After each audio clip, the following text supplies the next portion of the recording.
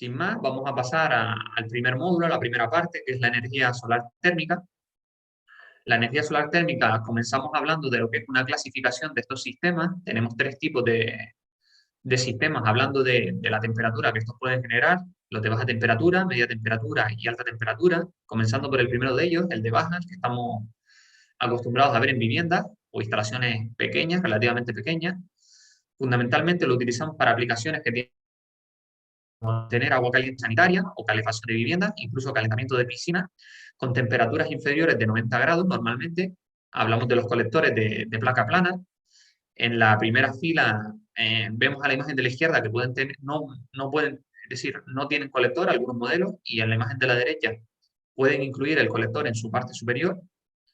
Los de media temperatura, hablamos de temperaturas entre 90 y 250 grados, ya incluso hay hasta 300 grados, de fluidos térmicos para procesos industriales, desalinización de agua de mar, refrigeración solar, etcétera. Aquí hablamos de los colectores de vacío, los comentaba uno de los asistentes en la primera parte que daba Dunia. Estos colectores de vacío tienen mucho mayor rendimiento que el resto de colectores, además tienen una serie de características que veremos posteriormente. Y los colectores de concentración cilindro parabólicos, aquellos que vemos en las imágenes, en la imagen de segunda fila a la derecha, vemos que hay por el que circula el fluido y el resto del panel, este captador térmico, redirige sus rayos de sol hacia ese tubo donde se produce el calentamiento a alta temperatura. Lógicamente tiene más eficiente que los colectores de vacío, pero también es más utilizado para procesos industriales y no para viviendas y pequeñas empresas. Y luego tenemos los de alta temperatura, que ya esto no estamos acostumbrados a verlo en las islas, por lo menos, que son aquellos que desprenden una temperatura superior a los 250 grados. Hablamos de torres, sistemas de captación en torre, en el que todos los paneles, todos los captadores térmicos se dirigen hacia un mismo punto central, punto en el que hay un fluido. Este fluido, a través del calentamiento, pues se genera vapor que es aprovechado en base a turbinas. Una vez dejamos atrás la clasificación, pasamos a las ventajas que tiene la energía solar térmica. Únicamente destacarle la desventaja. La desventaja se puede decir que es el mantenimiento de la instalación. Hay que tener un mínimo mantenimiento a lo largo de los años que tenemos de instalación, y el coste de inversión. El coste de inversión no es relativamente alto comparado al de otras instalaciones de energía renovable. En cuanto a las ventajas, tenemos que es una fuente inagotable de energía, es decir, utilizamos el sol, la radiación del sol, que es una fuente inagotable en principio.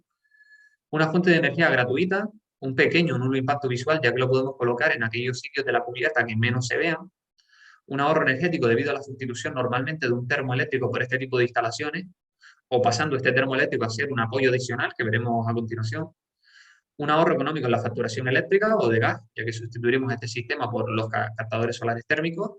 No se necesita de grandes inversiones y son sistemas relativamente sencillos de colocar y prácticamente rápido o de llave en mano. Utilización de los sistemas de energía solar térmica a baja temperatura, claramente, y como principio fundamental en lo que es en viviendas o industrias pequeñas, es para la generación de agua caliente sanitaria, a través de que la radiación solar influiría sobre esos captadores solares térmicos. Esta energía térmica, esta agua caliente que nosotros generamos, la redirigimos hacia un acumulador, y ya según las necesidades, pues hacia la ducha, hacia el fregadero, donde quiera que vayamos a utilizar esa agua caliente sanitaria. Componentes de un sistema de instalación solar térmica de baja temperatura, fundamentalmente, comenzando desde el punto general, necesitamos el agua fría, que nos llegue esa agua fría. Normalmente esa agua se bombea a través de un hidro o una bomba hacia la parte superior, en el tejado, donde encontramos a ese captador solar térmico. En el caso que vemos en la imagen de la izquierda de esa casa, pues vemos que no tiene el acumulador situado sobre el panel, sino que ese acumulador se sitúa en una primera planta o un sótano. Esa agua caliente la redirigimos hacia el acumulador, y paralelamente con el acumulador tenemos un sistema auxiliar, ese termoeléctrico que hablábamos anteriormente. En el caso de que el requerimiento de la vivienda de agua caliente sanitaria sea bastante y no tengamos suficiente sol, por ejemplo, en esos días nublados, incluso de lluvia, que no podemos producir esa agua caliente que necesitaríamos, pues tendríamos ese apoyo auxiliar que nos generaría el agua caliente que necesitamos en ese momento y que no somos capaces de generar con el captador solar. Principio de funcionamiento. El principio de funcionamiento de la mayoría de los sistemas o de los captadores solares que se utilizan para energía solar térmica es el principio de termosifón o circulación natural. Ahí lo vemos como se sitúan en la imagen de la izquierda, en una parte inferior el panel solar térmico, y en la parte superior tenemos ahí, en ese caso, es un acumulador casero pero en el de la imagen derecha es un sistema comercial, un acumulador normal. Vemos cómo funcionan por el principio termosifón, es decir, el agua caliente debido a la densidad del fluido pasa a la parte superior, es decir, un líquido caliente siempre tendrá menor densidad que uno frío, por eso la masa de agua caliente se eleva hacia la parte superior y la que está a menor temperatura se queda en la parte inferior. Tipos de captadores de energía solar térmica de baja temperatura, aquellos que utilizamos en viviendas normalmente, tenemos tres tipos. El captador de serpentín, vemos esos tubos de cobre como realizan dentro del captador una forma de serpentir.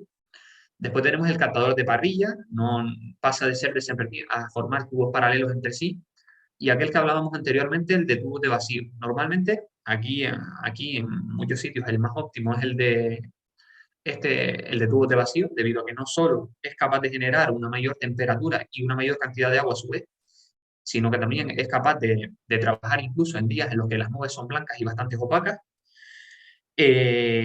Otro requisito fundamental es que no tiene vidrio. Si nosotros nos fijamos en los captadores de tubos de vacío, unos pueden tener vidrio, pero no son de tipo espejo, es un vidrio transparente que hace que la radiación solar tenga mayor incidencia sobre este tipo de tubos y lo que lo hace es que su rendimiento sea bastante mayor. Si nosotros nos fijamos en piscinas municipales, por ejemplo, que son unas instalaciones que requieren bastante agua caliente, pues normalmente son este tipo de elementos los que utilicen las piscinas debido a los mayores requerimientos que tienen con respecto a una instalación de una vivienda. ¿Precios de los captadores solares? Pues tenemos múltiples precios y una amplia variedad que existen. Ahí les he puesto dos de los comerciales más grandes que tenemos aquí. Tenemos a Bricomar y Leroy Merlin y podemos ver cómo estos precios varían entre 800, 2.400, 1.500 euros para paneles simples. De un módulo hablamos, y de dos módulos entre 1.300 y 2.200 euros.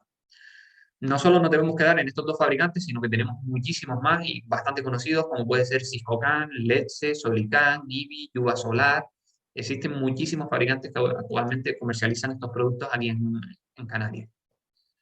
Un presupuesto medio de una instalación, para que se haga únicamente una idea, es el que tenemos en la siguiente diapositiva. En cuanto a captadores solares, podemos ver que dependiendo de si es para uno o dos módulos, pueden ir desde los 800 hasta los 2.200 euros. Una centralita de control que necesitamos que nos gestione ese sistema auxiliar con ese captador solar, que puede ir entre unos 150 a 600 euros. Un grupo de bombeo, un hidro convencional que utilizamos en casa, entre 100 y 800 euros, yo diría que incluso menos, un máximo de 500. Tuberías, aislamientos, válvulas y otro pequeño material. Hay que tener en cuenta que en muchas de las viviendas se podría utilizar aquellas instalaciones que ya tienen, no hay necesidad por qué cambiar nada, únicamente instalar unos pequeños tramos de tubería que serían necesarios para captador solar, pero vamos a ponerle unos 500 euros de media. Una mano de obra, hablamos de 25 euros la hora para un operario normal que se dedique cualificado de este tipo de instalaciones, y el máximo de realizar este tipo de instalaciones, hablamos de 2 días. Legalización y certificados entre 150 y 400 euros y la puesta en marcha incluida en el precio de la instalación. Es decir, en resumen, hablamos de unos 2.000 euros como mínimo y un máximo de unos 5.000 euros. Un valor medio bastante bien, sería unos 3.500 euros este tipo de instalación y de un módulo, claro. En la parte inferior derecha les dejo un enlace a una de las páginas en las que pueden entrar y pueden, vamos a decir, jugar, incluso manipular, decir, cada uno de estos parámetros que nosotros hemos visto, pues pueden incorporar lo que realmente se ajustaría a su instalación y ver cuánto puede llegar a costar una de estas instalaciones para su caso en concreto. Dimensionado una instalación de energía solar térmica, pues fundamentalmente nos vamos a basar en una vivienda de 1 a 3 personas, solo un captador. Y no solo en viviendas, también lo podemos aplicar para el sector de pequeños comercios. De 1 a 3 personas hablamos de un captador, de 3 a 5, 2 captadores, 5 a 7, 3 captadores. Y yo diría, ahí hablamos de 7 a 9, 4 captadores, pero yo diría que ya más de 7 personas en una industria o en una vivienda, pues habría que realizar un requerimiento más exhaustivo, un estudio más exhaustivo de lo que es el requerimiento de agua caliente sanitaria.